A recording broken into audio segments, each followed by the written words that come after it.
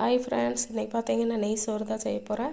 இதுக்கு பார்த்தீங்கன்னா இந்த கப்பில் வந்து 3/4 கப்பு அளவு அரிசி எடுத்திருக்கேன். அதுக்கு 2 கப் அளவு தண்ணி. இப்போ பார்த்தீங்கன்னா அது நல்லா கழுகி ஊற வச்சுருக்கேன். ஊற வச்சுட்டு இப்போ எண்ணெய் ஊற்றிருக்கேன். 1.5 டேபிள் ஸ்பூன் தேங்காய் நெய்யும், நெய் வந்து 1/2 டேபிள் ஸ்பூன் அளவுக்கு போட்டிருக்கேன்.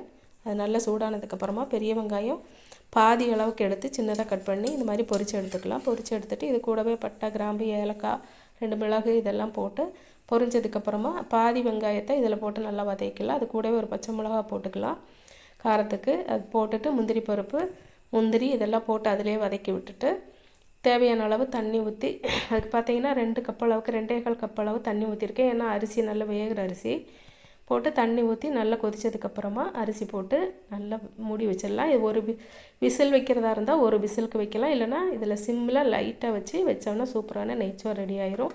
பிடிச்சிருந்தால் லைக் பண்ணுங்கள், ஷேர்